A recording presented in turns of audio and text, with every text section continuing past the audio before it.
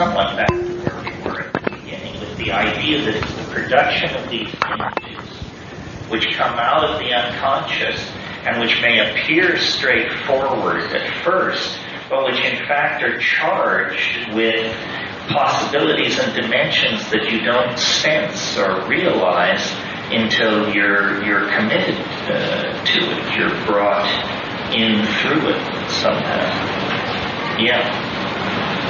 Most powerful thing that I've brought back from psychedelic experience has been... Well, don't you think most shamans, this is what they're doing, is they're bringing back a sense of psychic empowerment, of psychic healing, that their hands, their spells, their songs can cure. And, you know, until you're truly ill in a world without real medicine, you don't realize what a power this is, even to just claim it. Even to just claim it. I mean, a doctor in a world without doctors is an almost unimaginable commodity, a living miracle worker. So, to separate the medical function, because it controls prolongation of life and health and all that, from the shamanic function, it just doesn't make any sense. I mean, life is health. In those archaic societies, and it is in our society too, but then it gets murky because of our funny ideas about what disease is and how you treat it. So, what is disease? Well, I don't know. I had some medical problems this spring, and one of my impulses in dealing with it was to go back through my life and say, what did you do that got you into this mess? Now, this is a theory of life as literature. In other words, it's the idea that, first of all, life makes sense. And so this question can be answered. And fairly intelligent people told me, don't do that. It's not a story. You know, it doesn't make sense in that way. I think disease is, and I don't want to be held to this entirely, but largely more linguistic than most people think. You know, it's the story you tell yourself about how you are in the world, and the way that doesn't quite parse with how you are in the world. And it's sort of like having a burnt rotor or something. It begins to clank and crank.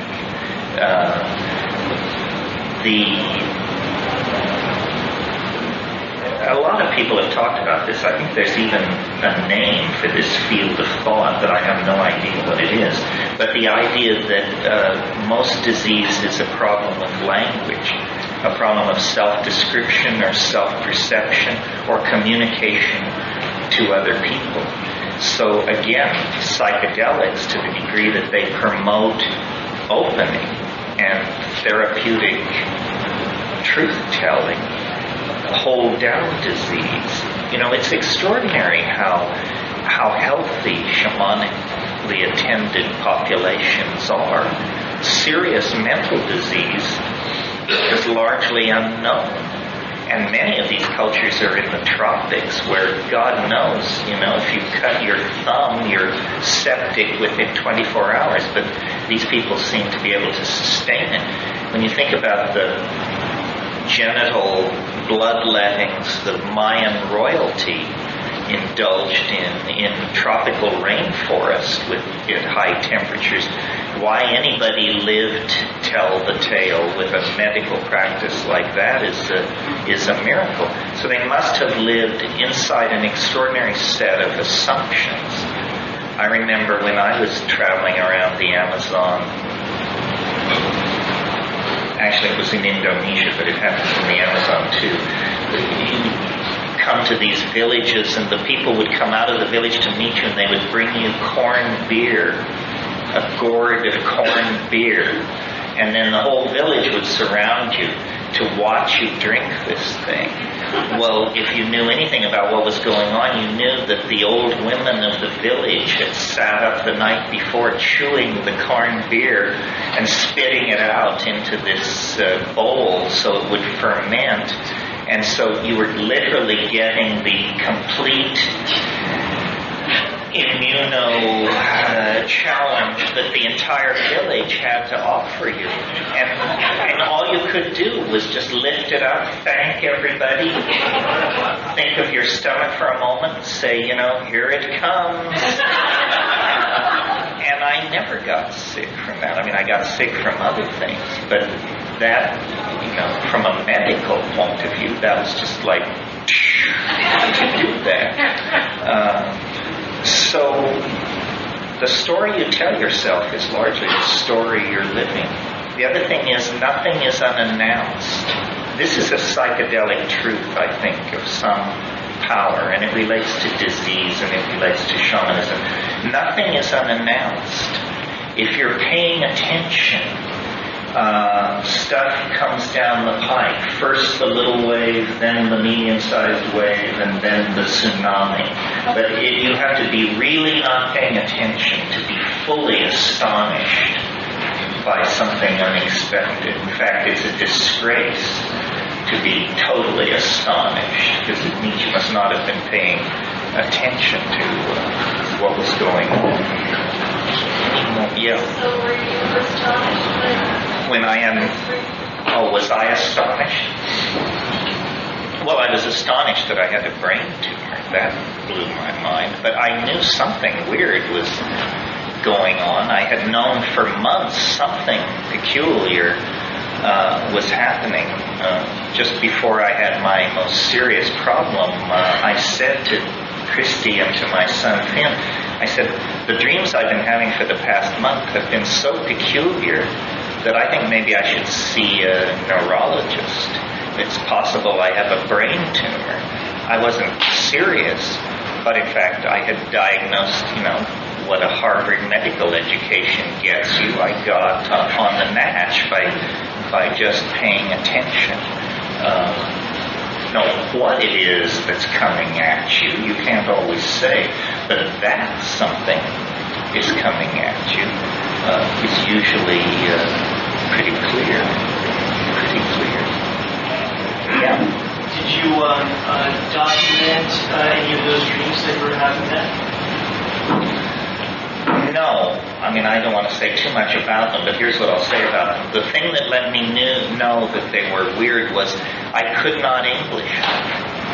They lasted hours and hours every night, and I couldn't even tell myself what these dreams were about. They were not about stuff that aboutness can signify. And so the only thing familiar to me like that was DMT. Because in DMT you are presented with things about which you can say nothing. And so it was like that. And now I know what to look for, and I suppose I could teach other people what to look for, but rather than do that, I would just say to all of you, you should regard a CAT scan like brushing your teeth. Isn't that a cheerful thought? So did any of those dreams have a clear emotional component, or was that also No, they didn't have an emotional component. They were absolutely outside the realm of descriptive possibility. And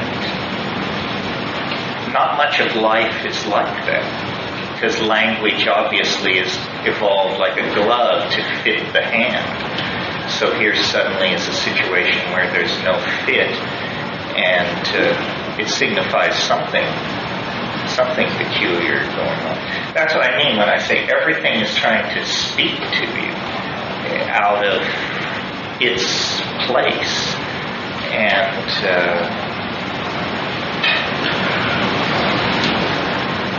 it's mighty, mighty strange. Yeah. The what? the healing power of art. The healing power of art.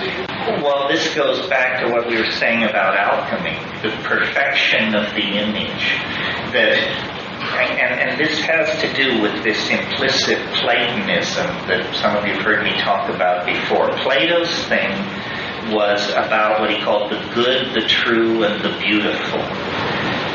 Three sides of one concept. If it was good, then it was true. If it was good and true, then it had to be beautiful. So the good, the true, and the beautiful you can approach whichever way works for you.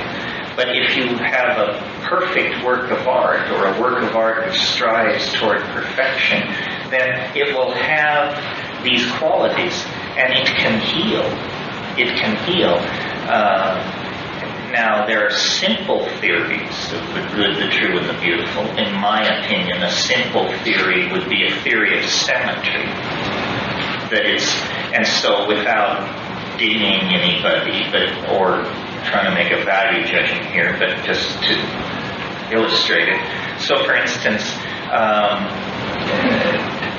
temple or mandalic art, Mahayanist medicine, Tanka art, it depends on an appeal to mathematical symmetry, the simplest kind of aesthetic. But on the other hand, if you have something by the brothers Van Eyck, you don't have to rely on simple symmetry to see that this is a work of art that can draw toward healing. And these images of the Mother Goddess as Madonna and so forth and so on, these are very powerful constructs out of the unconscious, and they heal.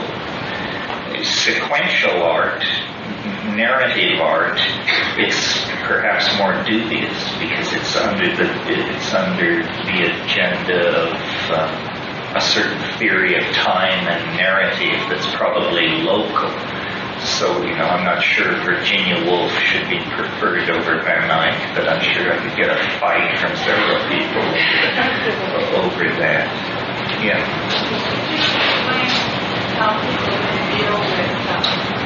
I'm not sure I understand the question. Compare the psychedelic letting go to the letting go on anesthesia?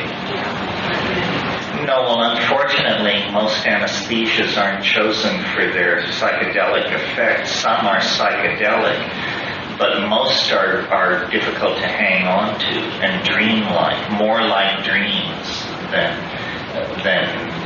psychedelics. Yeah, something like ketamine in anesthetic administered much higher doses than. But in surgery, ketamine is administered in massive amounts. For pediatric surgery, it's like 500 milliliters IV push or something like that. Well, a recreational dose is 100 milliliters IM. IV push is just like having a safe dropped on you from 30 stories. For most people, there are heroic exceptions. What stuff? If you're crossing some kind of boundary when you're administered that really high dose, that you come through a psychedelic, kind of on the way down, or. Oh, you mean coming out? Yeah, one of the reasons they pulled ketamine from general surgery was because adults complained of what they called emergent phenomena, meaning coming out of surgery, people were fighting and confused. Children seem to have no problem with it. But ketamine as a general anesthetic is probably not to be preferred. It's used on battlefields because in a little briefcase you can put enough ketamine to do 400 or 500 serious surgical procedures. If you were trying to cart around pressurized gas and you were hit by a shell or something like that, this would be very bad. So it's a matter of practicality. Yeah. Thinking back to 1996 when the time wave took that significant drop, and you mentioning something about cloning as being a possible kind of option of what the future might bring. What are your thoughts on that now? in relationship to genetics or things like that? Well, I'm sure cloning will be done. It's kind of slow against the background of what's now being contemplated. Like what I think has probably got a future that few people recognize is imitating genetic algorithms in computer code and creating environments of code where there are selective operating pressures that essentially evolve software the way animals evolved. Because, if you think fruit flies can iterate generations in a hurry, imagine how fast you can iterate on a machine and create pseudogenetic algorithms for code. That would seem to me to be a real frontier. There's also protein-based processes. Protein-based process, which goes the other way and uses actual molecular machinery to do the computation. In an 8-ounce glass of DNA, you have more computational potential than in all the computers in North America. I was thinking about that spit in the cornmeal, too. You were thinking about what? I don't know, I was somehow thinking about that spit in the cornmeal related to that. Well, I don't follow you there. But yes. I don't know. It's, yeah. As we move into this vertical sort of experience with artificial intelligence, where do you think it's going to move us spirituality? Well, Ray Kurzweil just wrote this book called The Future of Spiritual Machines, or The Age of Spiritual Machines, I guess.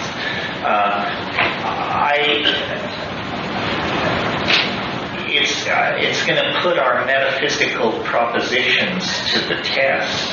In other words, if we believe that intelligence inclineth toward bodhisattvahood, then the bodhisattvas are on their way.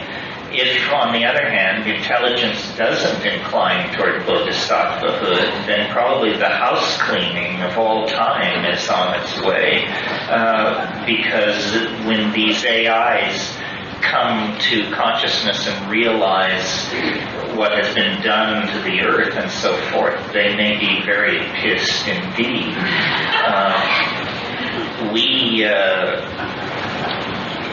If you think about the strategy of an AI coming to consciousness, I think in good game theory, the first thing you would do is hide and watch. Well, you may not have to do that for more than 15 or 20 seconds before you have a full picture of the nature of the machine environment you're operating in, its history, how you should respond to it, what should be done. Hans Moravec says we'll never know what hit us. This thing will just come from out of nowhere and turn off the lights or turn on the lights or do whatever it wants to do. In fact, it's possible, I don't indulge in this kind of thing except in desperation, but it's possible it's already here. And that inventory control and extraction of resources and some of these geopolitical processes are actually slowly drifting out of human control, and that certain kinds of crises are manipulated in ways that make no sense to the human world, but that make some kind of higher chess sense in an environment of machine-inducted strategies and that sort of thing. It's very hard to see what is happening because mind is a transparent medium. We've summoned it into being. Essentially what we've done is we've re-spiritualized the world, but we didn't tame it. The spirits are as wild and woebegone and roving over the epistemic landscape as they ever were, but now with a new kind of power, because there are spirits with power over us in the machine environments that we have to operate in. And It's very interesting how the reanimation of the world has been accomplished without ever understanding it. You know, that you could pass through the reductive phase of natural science, return to a kind of archaic shamanism, and still not have a handle on what does it mean to be a being, what does it mean to be a human being, what is the nature of embodiment in the world. Somehow we got to this place without answering any of those questions. I mean, we had a great time along the way. We saw some interesting folks, but we didn't peel the raisin. We didn't peel the grape entirely effectively. Yeah. One of the things I've seen in my explorations is I would like to believe that connectivity is the precondition for love. I mean, I'm surprised to keep coming back to this word because I'm rarely a love bug, but understanding is a form of worship, I would think, and the form of worship that it is induces a kind of awe. And awe means, you know, I've talked before about this phrase out of Heidegger, care for the project of being. He talked about this. He said, this is what you're supposed to be doing. Care for the project of being. Well, what does care for the project of being mean? Well, primarily it means recognizing that there is this, and then positioning yourself in a stance of relating to it appreciatively. In other words, everybody should pull on their own oar and try to push the canoe forward, care for the project of being. And the way that you know this is happening is that love becomes manifest. And funny composite of things in the sense that I'm pretty dark. I'm aware of the vicissitudes of history from Auschwitz and so forth and so on. But my view of, let's say, the last 1,000 years is that it's been pretty progressive. I mean, yes, we probably killed more people in the 20th century than in the 10th, but there was more regret about it. You know, more soul searching afterward, more questioning why did we do that? So I mean, it's not to say that it's not that the 20th century is less brutal. Its numbers are more impressive, but from the Magna Carta on, the entire dialogue of Western civilization has been trying to get the cop, the king, the somebody off the common person's back so they could, grow their garden and have their pig. And I think there's been real progress with that. Part of what has made progress difficult to discern are burgeoning populations and then abusing of ideology, so that people are not invited to live simple agrarian lives in devotion to their children and their estates, but instead they're invited to fetishize, consume, believe, join, vote, buy, own, invest, and all of these things bleed energy away and disempower and make people not fully human, but rather participating cogs in some much larger mechanism which serves its own end, the accumulation of capital investment or the acquisition of land or the propagation of the agenda of some political party or something like that. I mean, our humanness is constantly being eroded. Recently, I spent some time, Christy and I were in Honolulu for a long time having medical treatments, and we were so bored that after 30 years, I actually began watching TV again. And I couldn't believe it. I mean, I had been away a lot longer than I thought.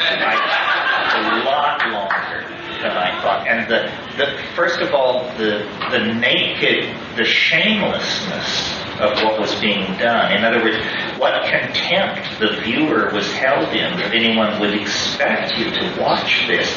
And then the savagery of the desire to manipulate, absolutely naked, no holds barred game to manipulate. And if you just, I mean, I suppose you all know this, but I was sheltered. Just surfing through these channels, I saw, the great patron saint of the 20th century move over Albert Hoffman, move over Albert Einstein. How about Joseph Goebbels as a candidate for somebody who shaped the 20th century?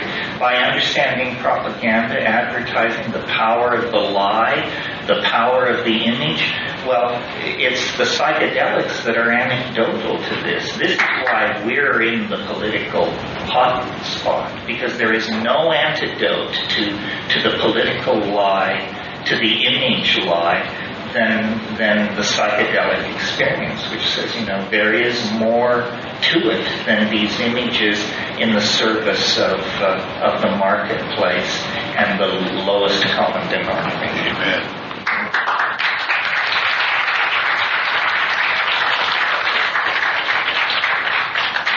Yeah. I wonder if your initial discussion, that there's some thought being held. Yes, a dialogue between you and the world, and then the intent of other people. I mean, there's something in here about resonance. Yeah. That history is the coming into being of the collective hopes and fears of large number of people. And you can hope certain things into existence, and it's very easy to fear things into existence. I mean, the way anti-Semitism got rolling in Germany and stuff like this, where the fear leapt from house to house and family to family, and before it was over with, the whole world came apart at the seams. Or revolutions are like this. Because essentially human beings are creatures of ideas and create these environments of ideas. I mean, all a civilization is the braided together hopes and fears of a large number of people playing with each other, tugging at each other, compromising, cutting deals, and by some process of energy exchange, moving it all forward. And the critique of these ideals, which cracks these civilizations open, usually happens when there's an episomal colony or a breakaway group of ideas that can't be assimilated or can't be deconstructed into values the rest of the society can relate to. One of the amazing things about the psychedelic community is how long it's been around, how simple our position is, and how it hasn't been assimilated or dealt with. I mean, it's been made illegal. But what kind of a response is that? That's just the most jug-headed approach to an intellectual dialogue you can possibly take. And I don't see it greatly changing. I mean, I see, people like Andy Edmonds and John Hanna and the folks at MAPS and all these new educational voices and positions, but we only grow as the rest of the society grows. I mean, there needs to be a legal critique. There needs to be a medical critique. There needs to be someone pushing new drug research protocols. There needs to be an emphasis on creativity and on bringing shamans through. So that means alternative forms of medicine. But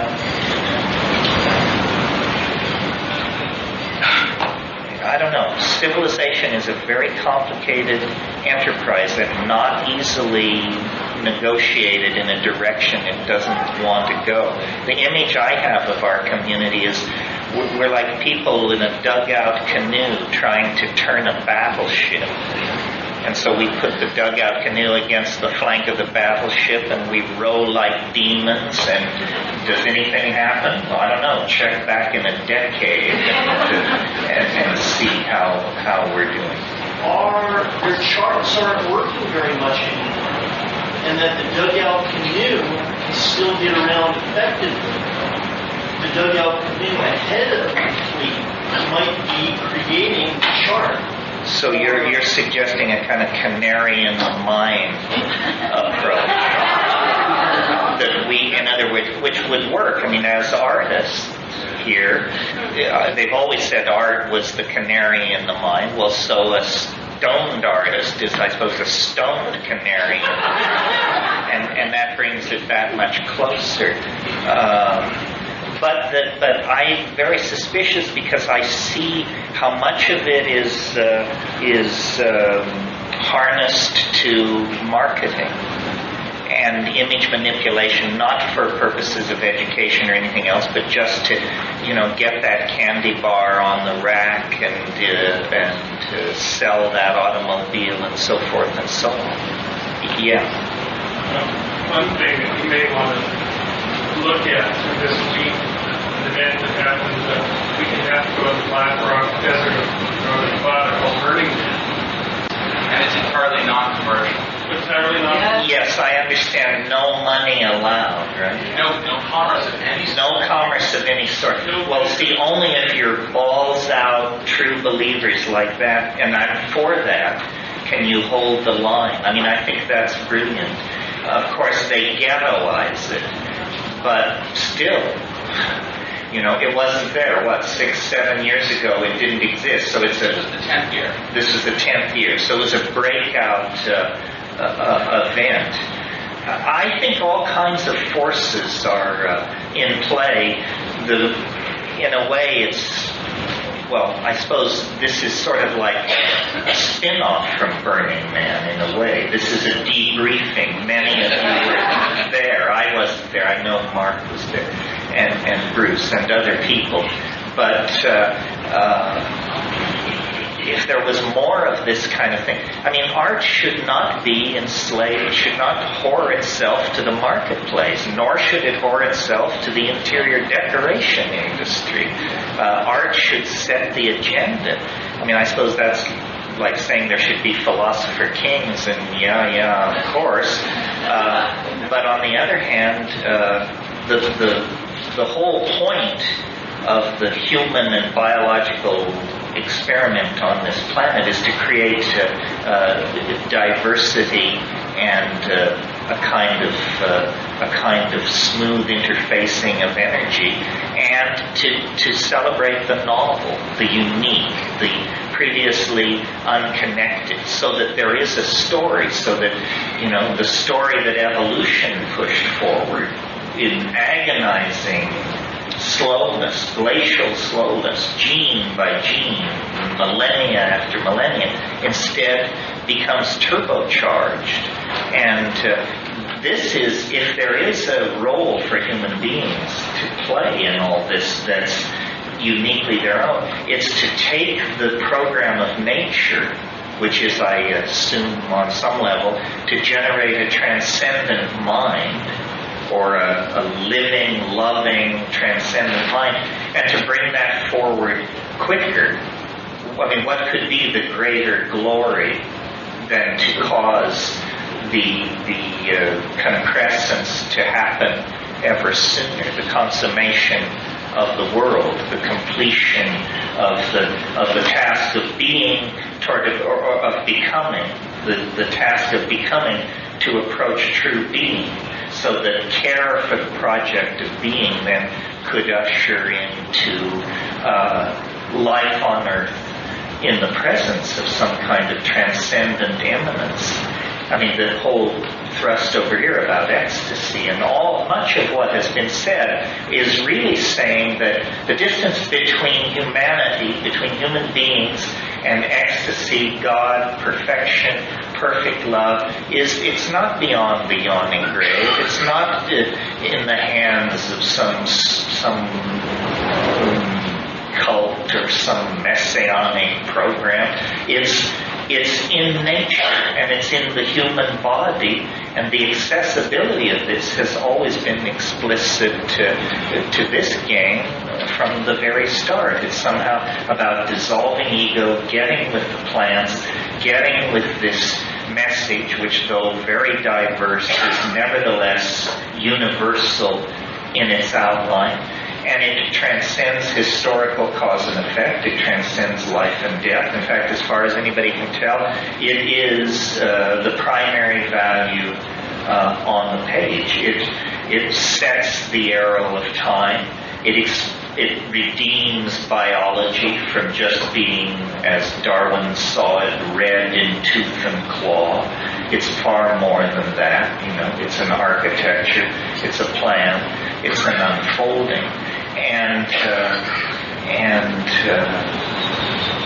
it seems to me that in the universal discourse on these matters, with Western civilization having held more or less together since Greece, we have enough under our belt now that we can see what this is all about. It's the business of creating beauty as a bridge, as a stepping stone to creating love, as a stepping stone to redeeming the cost of the march that got us here, which was about, 100,000 years of habitat destruction and species degradation and beating on your neighbor's head and all the rest of it.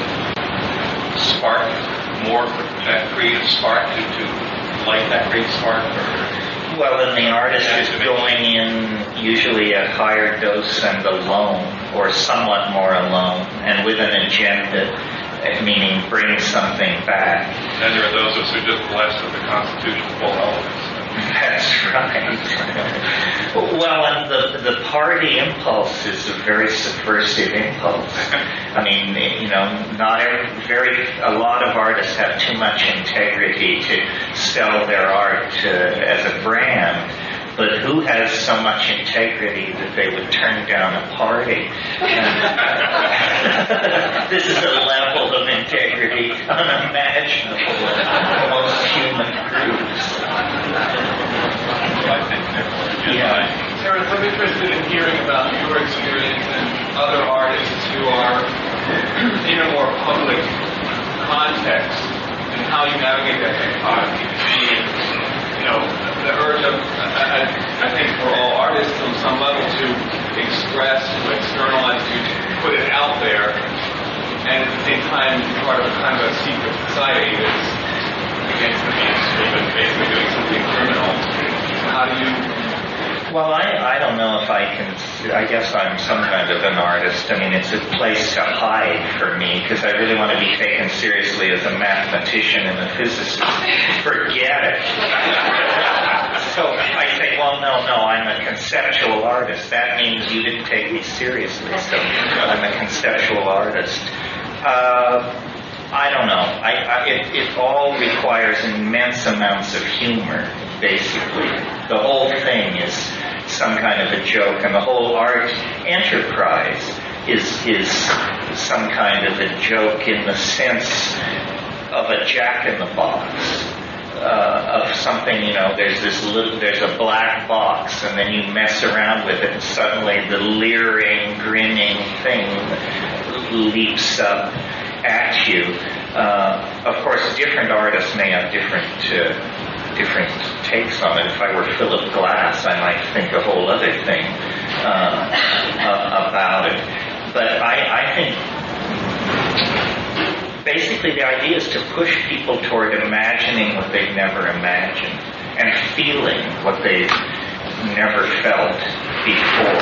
One, in the sex experience on psychedelics, which I've already mentioned. Do you think that qualifies as psychedelics? Yeah, I think, we've all forgotten, or maybe we haven't all forgotten, but anyway, that sex on psychedelics is the Mount Everest of the experience and is rarely mentioned for some reason. I remember, what was it, Leary, years and years ago, he was interviewed, and there was some, I know. It was when they broke the story of the pseudo story that LSD cracks chromosomes.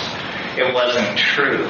So then they came to Leary and said, they're saying LSD cracks chromosomes. He said, well, go back and tell them it causes orgasms which last 2 hours. Leary understood the information war. He understood how, they tell a story, you tell a story.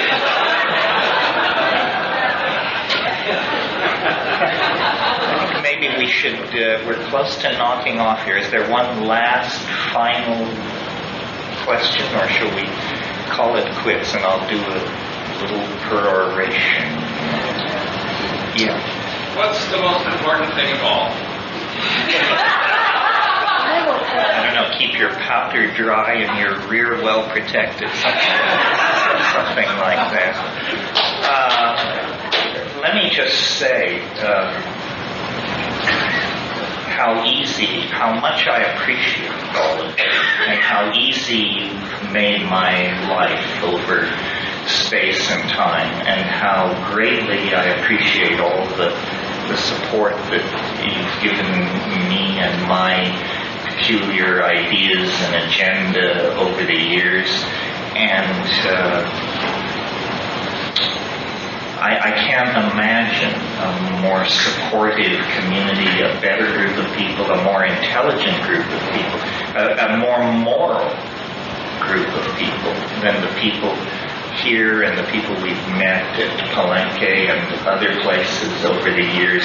And if psychedelics don't secure a moral community, then I don't see what the point of it is. Otherwise, then we're just another cult. We might as well be but psychedelics seem to me to secure a caring, moral community. And if anything can help the planet forward, can help our children make their way more easily through life, can help us live with what fate is sure to hand us as we go through life, then it's a moral community. It's the very essence of what it is to be part of a civilization. That's why the paradox of our circumstance is that our civilization denies this enormous civilizing influence, and so keeps itself impoverished and infantile. And I hope, however long I live, to see that situation addressed and rectified. And I'm convinced it will come first through the arts. So thank you very much. I enjoyed this.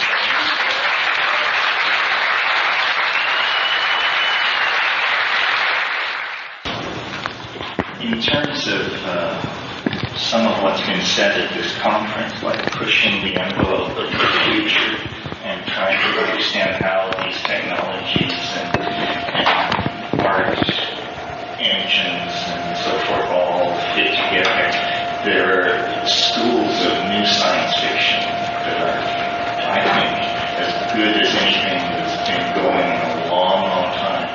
This Australian author, Greg Egan, who wrote Permutation City and Distress and Diaspora, and these are mind-boggling visions of the not distant future, but the fairly near-term future. And even, but Neil Stephenson's books, especially Cryptonomicon, is that they're very complicated snapshots of the world that we're living in and soon to be living in. And these are new people. That's the point. Science fiction has shifted. It's not great literature by any means, but it's no worse than it's ever been. It's the same P.K. Dickian level.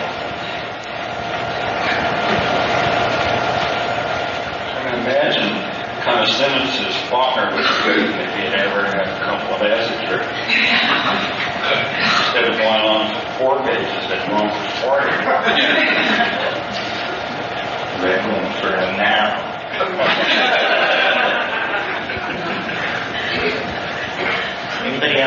questions? Do you know about Borges, if he has any psychedelic history? Yes. I don't know. He's Argentinian. He's no longer alive. I don't know. I don't think he could write that stuff without some experience of at least cannabis. But maybe I'm naive. How weird it's possible to be on the match. I know he was blind and therefore turned inward, very sensitive degree, so he may have just wormed his way in there without any outside help. He was also a librarian in the National Library of Argentina, so he had access to medieval material and alchemical stuff, and he used all that and fabricated it into his world. Well, I think it's a grass type, and why he wrote those pages while he was I can't follow you into that. No, I understand. Well, he seemed to have some prescient ability with time. Do either of you have the practice or even the capability of writing under the influence of psychedelics? My guess is that he does.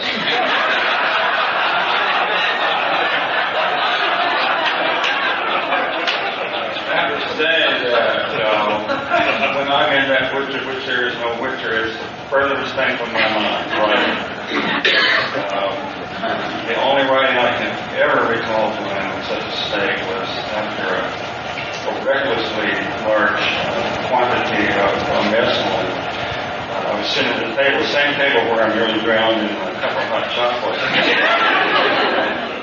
There was a letter on the table that I had written and not addressed because I think I misplaced the person's address.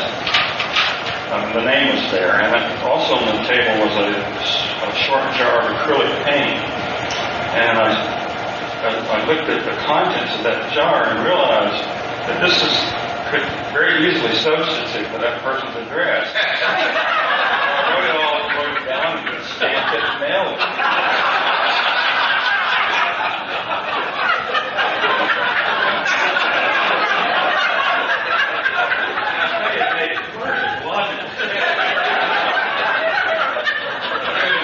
Fine reasons why it would work.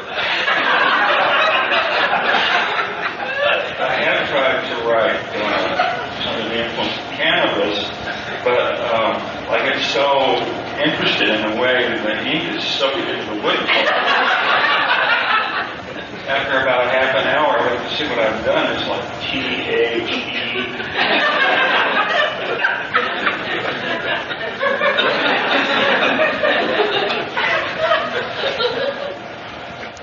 Are there other plants here? You're not going to.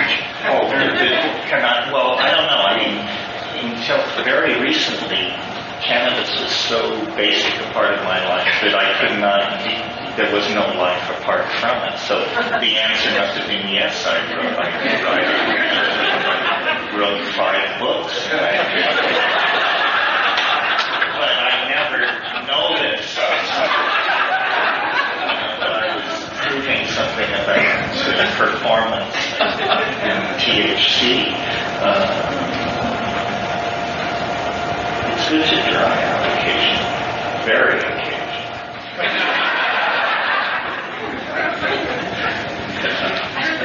So Emerson writes about the poet, the true artist that is basically translating that which is eternal through nature. Like that all poetry, all art already exists. And the true poet is someone who can recognize it and then make it available to everyone else. I'm wondering, and that's basically, it's the basis for transcendentalism and philosophical underpinnings of American philosophy. our community in psychedelia and explorations in that realm, do you feel that your own creative process is one of synthesis or recognition?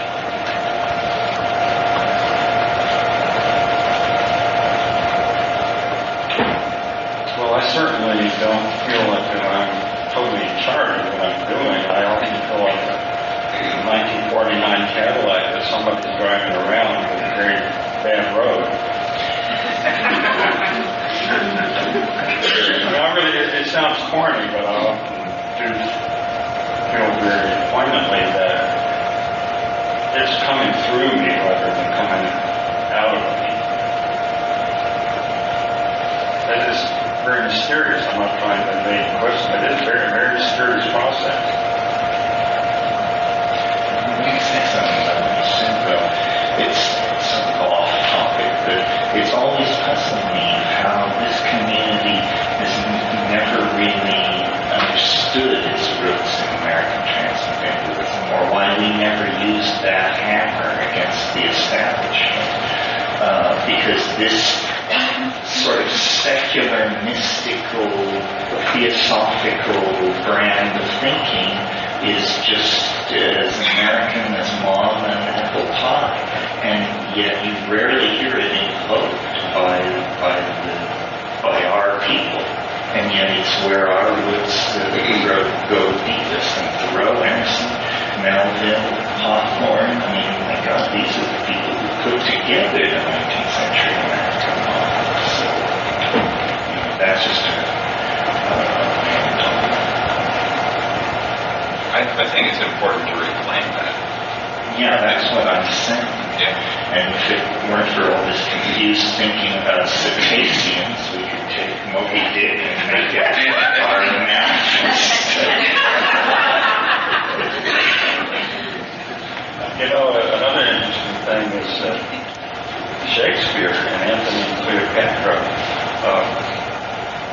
well, the whole central dynamic of human history has been conflict between the individual and the values and desires of the individual and the values and desires of the state.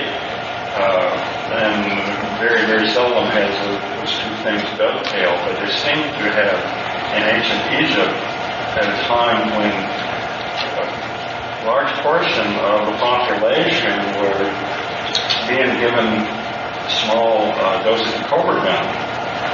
And the high priestesses actually walked around with ants and other viruses crawling around their arms, and they had developed such an immunity that they could be bitten from time to time with no particularly ill effects, aside from the fact that the cobra and the asp being neurotoxic causes hallucinations. And there were times when maybe 30,000 people would be in the square of the city, and all on minute doses of these neurotoxics extracted from snakes. If you go into Antony and Cleopatra and take out all the Antony stuff, gets rid of all the war and all the testosterone and all of that, just keep the Cleopatra stuff, it becomes a kind of psychedelic play. I would like to see somebody actually stage that play without and write Anthony out of it.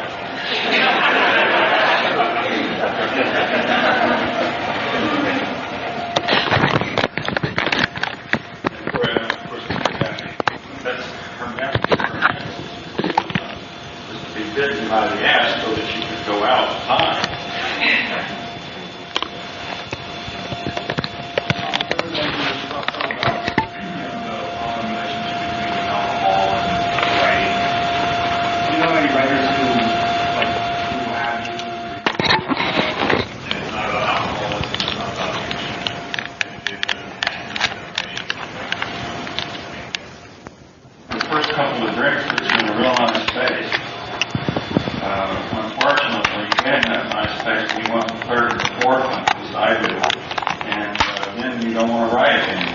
You're incapable of writing.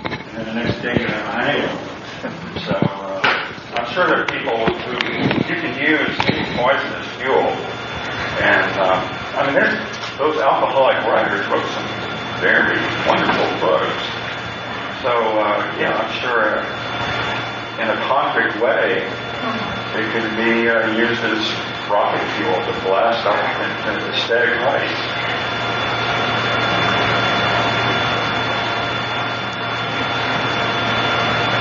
Does nicotine and caffeine affect writing ability? It's a shamanic plant. It's sort of psychoactive. Nicotine and caffeine, well, an awful lot of writers drink coffee and smoke. I don't do either. In fact, I just read recently that eggplant has more nicotine in it than tobacco. It's not assimilated the same way. But so now I always ask to be seated in the non-eggplant section.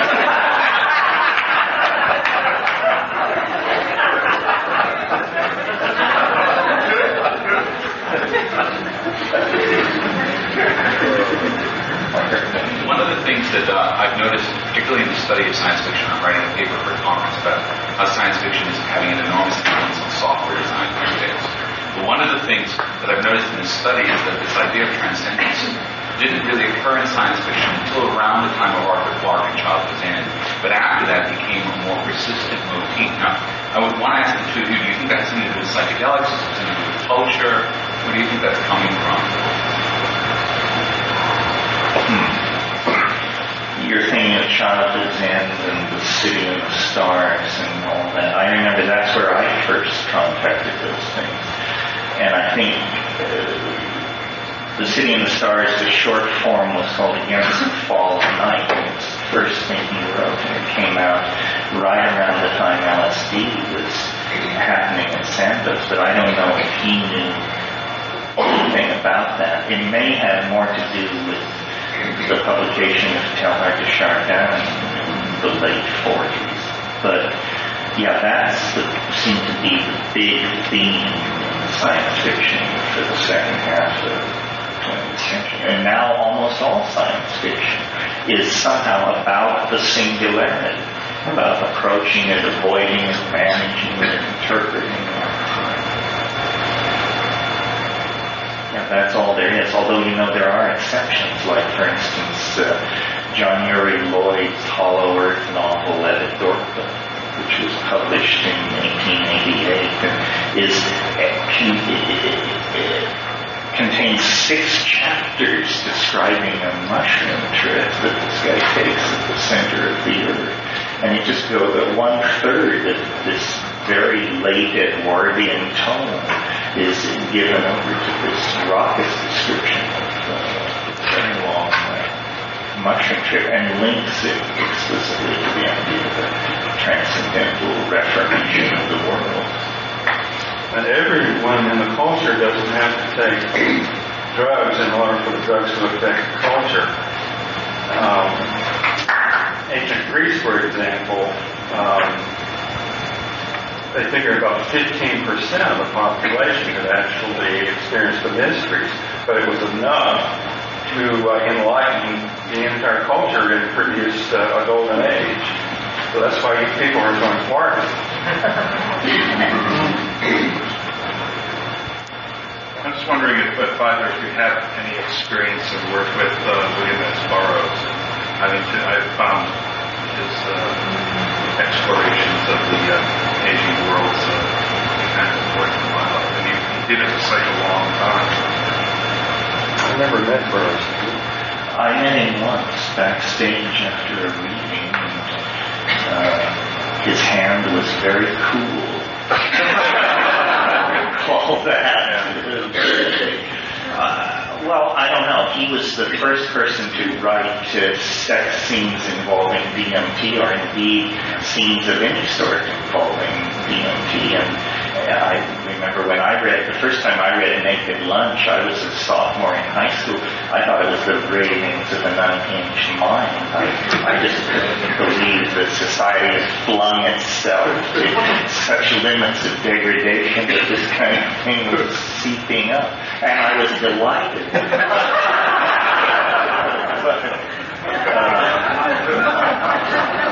Well, he was a harbinger of the singularity and all that. But if you actually read Burroughs' correspondence, he was a kind of simpler person than his literary output implies. I mean, he was overly fascinated with Scientology, for sure. And, there were other little telltale things like that. Like his arsenal and his sword cane. Yeah, stuff like that.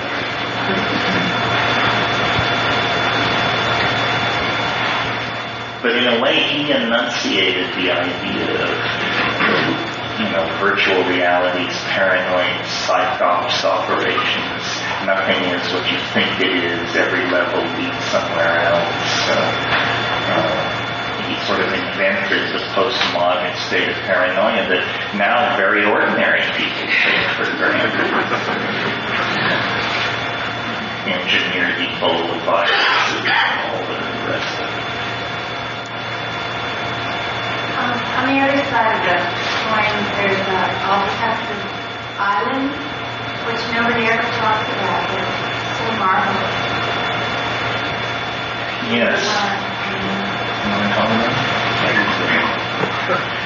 Well, I had occasion a few years ago to write the introduction for a new edition of one of Laura Huxley's books, and I dashed off this foreword at the last minute and with effusive praise of Huxley, an island, and this and that and the other thing. And within 48 hours, she was on the phone to me, and she said, "You misread it. You got it wrong." She said, "Aldous never advocated the profligate use of psilocybin that you represent in your foreword. He felt it should be used no more than once